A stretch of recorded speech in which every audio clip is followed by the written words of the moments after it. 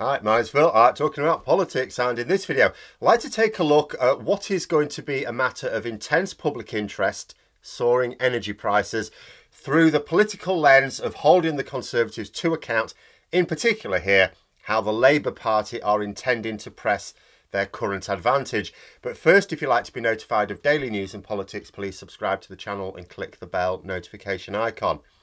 So hopeful and charitable folk, towards Labour anyway, have been saying that 2020 was the year for the new Labour leadership to sort of steady the ship, that 2021 was the year to make changes under the bonnet, and that 2022 is the year to press their counter offer to the public in preparation for what might be a general election in 2023. It is not impossible that there could be a general election in 2022, I have to say, but there doesn't seem to be any talk of one amongst MPs of any party.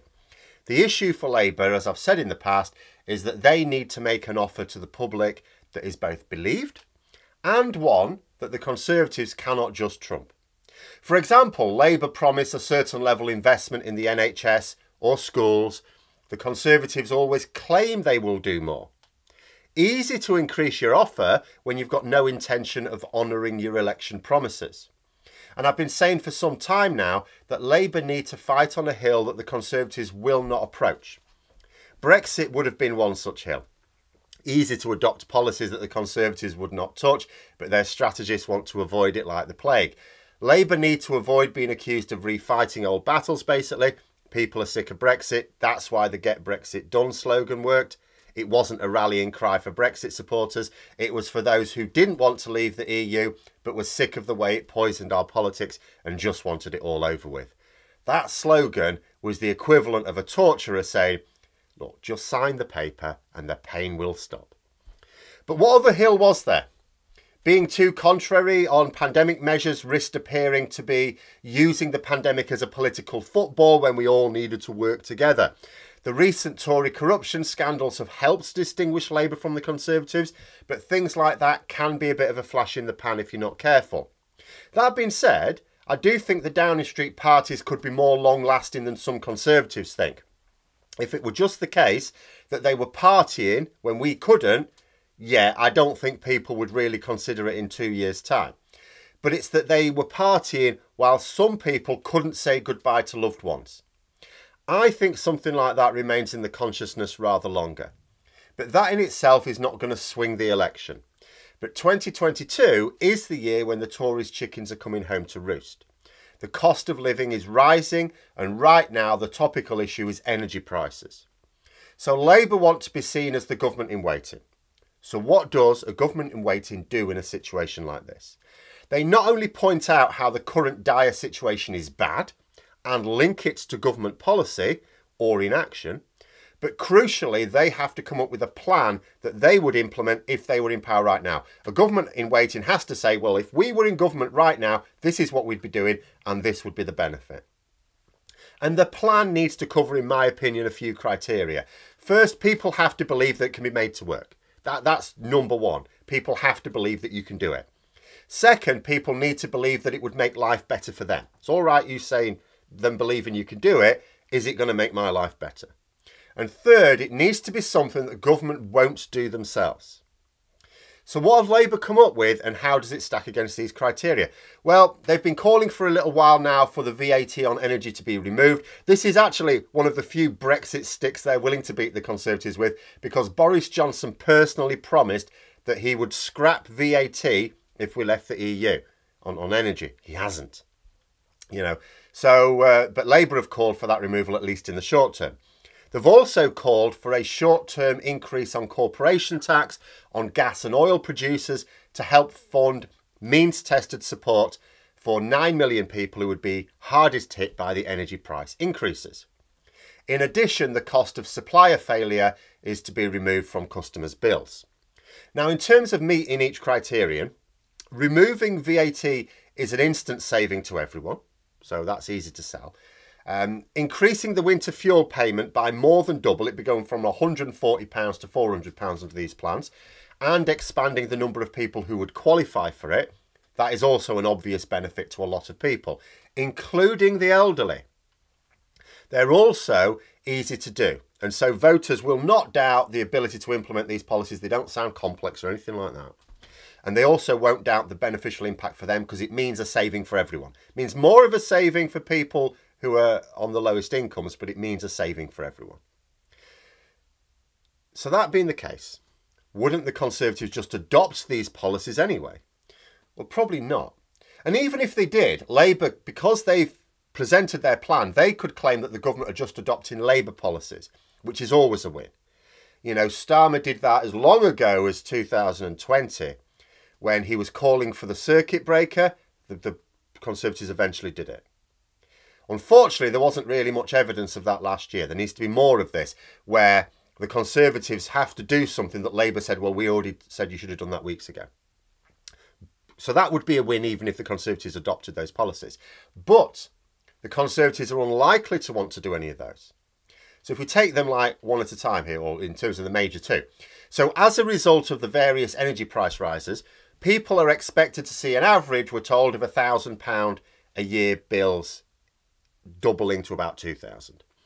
At the moment, it's supposed to be an average of about 1,300, but, you know, bear in mind the cost has already gone up. Scrapping VAT would save you £100 on that £2,000.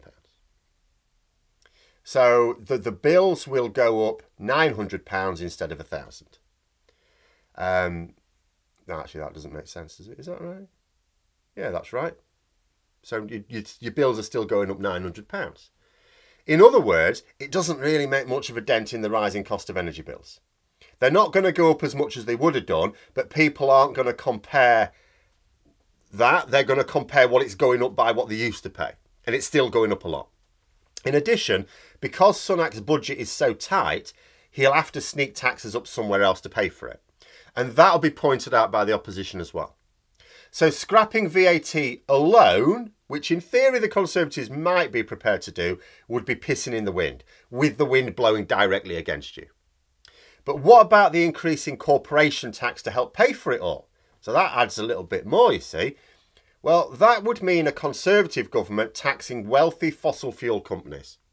It's not really what they do. So although the government might be pressured into doing something to reduce customers' bills, they don't want to make wealthy Tory supporting companies pay for it. That means they'd need another way to pay for it. And that would mean taxes going up somewhere else. So this is likely to be the ideal situation for Labour. An event that is hitting the pockets of voters very hard, that Labour have a plan to mitigate, but that the Conservatives will not want to do because it works against their normal operating procedures. I mean, taxing the rich to help the poor, that's like socialism, isn't it? And this will be just one example of where the Conservatives are going to come unstuck in terms of their biggest lie, that they're good at managing the economy. Well, how do most people judge the strength of the economy? The money in their pockets. Labour's Shadow Chancellor, Rachel Reeves, recently put it really well, I thought. She said, the Tories are becoming a high tax party because they have become a low growth party. Which is absolutely right. You need a certain level of tax revenues in order to pay for everything. You've got public services, servicing the national debt, funding for emergencies like, you know, a global pandemic. The Conservatives also layer onto that, bunging a load of money to their mates, already wealthy people. But in terms of what you're supposed to pay for, public services, you know, servicing the debt, and, as I say, any unplanned spending caused by emergencies.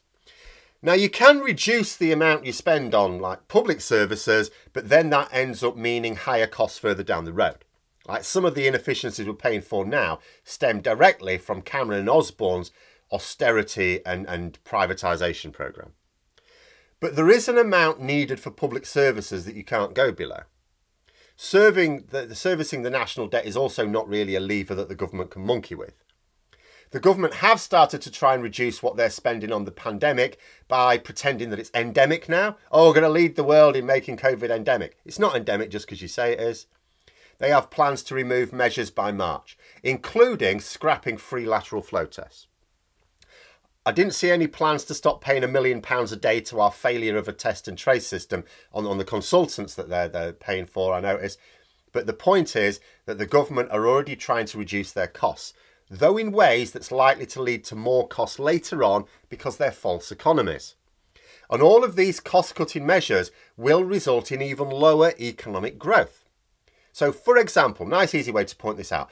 If you do not manage the spread of infection, more people will become infected. More people becoming infected means more people being ill. More people being ill means more people off work. With fewer people being productive, you prevent your economy growing. It's really that simple. And that has a direct impact on tax revenues. So if you cannot grow the economy, your only outlet is to increase the rate of tax in order to get the revenues that you need as a bare minimum. The Conservatives are trapped between a rock and a hard place. The rock is the consequences of nearly 12 years of economic mismanagement, and the hard place is their ideology, which is not beneficial at any time, but is especially weak during times of emergency. And their extreme Tory Brexit in the middle of a global pandemic will guarantee that we remain in emergency mode for some time. So I think this move by Labour is what needs to happen. They need to be prepared to work on practical, simple to explain plans for a whole range of the economic consequences that are going to be coming our way this year. It's going to be horrendous for people struggling this year. I worry what happens to people who aren't up with what's going on and may be surprised when they're hit with the high bills that they can't afford.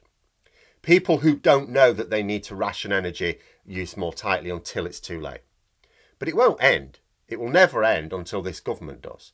And there's little we can do about the hurts that the Tories are going to cause people until the election. The odd little victory here and there. But it's crucial that they do not get to continue their carnage after the next election. And for that, Labour need to start hitting hard this year. I think this is a decent start. I think it's certainly the right thing to do. They've got the opportunity to press this line of attack a lot as well this year. But those are my thoughts. Let me know yours in the comments below. Hope you found the video interesting. If you did, don't forget to click the like button. And if you'd like to support the channel further, please also click the Patreon link for details. And until next time, I'll see you later.